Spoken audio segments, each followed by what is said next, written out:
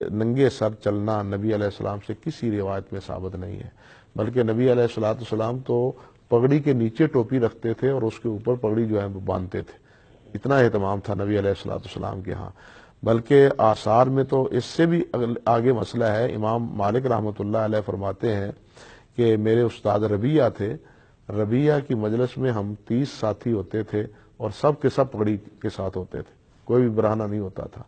اسی طرح وہ کہتے ہیں کہ میرے ساتھی ہیں ان کا عبدالعزیز بن عبد المطلب، وہ مسجد میں آئے، سوئے اتفاق یہ کہ ان کے سر پر پگڑی نہیں تھی، ڈھپا ہوا نہیں تھا، تو ان کے والد نے شدید انکار کیا اور برا یعنی سخت لفظ ان کے بارے میں کہ تم برہنہ سر لے کے مسجد میں آ گئے ہو، نکلو مسجد سے، ٹوپی پہن کے آؤ، سر پہ کپڑا رکھ کے آؤ۔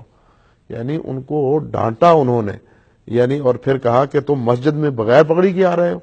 یہ خیر القرون کا دور ہے۔ اس سے پتہ چلتا ہے کہ اس وقت تابعین میں، اتباع التابعین میں کیا پوزیشن تھی سر ڈھانپنے کی۔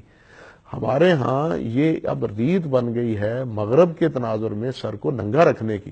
سر ڈھانپنے کے بارے میں آپ سے عرض کر رہا تھا کہ حضرت امام مالک رحمۃ اللہ علیہ کے اس بیان سے معلوم ہوتا ہے کہ اس خیر القرون کے دور میں معاشرے میں اور مسجد میں آنے کے لیے سر ڈھانپنے کی اہمیت کیا تھی۔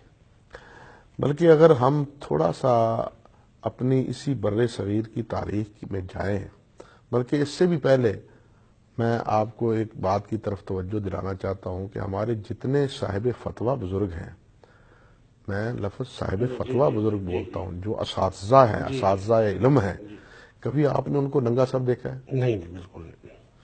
تو پھر اعتبار صاحب فتویٰ اور صاحب استاد کا علم کا ہے۔ بازار میں چلنے پھرنے والے اگر ہمارے جیسے کمزور عمل والے ہیں تو پھر ان کی عمل وہ ہمارے لیے باعث نمونہ نہیں ہے۔ ہمارے بر صغیر کی تاریخ کا ایک بڑا عجیب واقعہ ہے۔ آپ نے شاید دیکھے ہوں گے سید سلیمان ندوی، حتیٰ کہ نواب صاحب رحمۃ اللہ علیہ، سب کے سر ڈھانپے ہوئے ہیں۔ کسی کی تصویر کو آپ کے سر ننگا نہیں دیکھیں گے۔ صرف اگر آپ ننگا دیکھیں گے تو ایک آدمی ہے مولانا عبید اللہ سندھی۔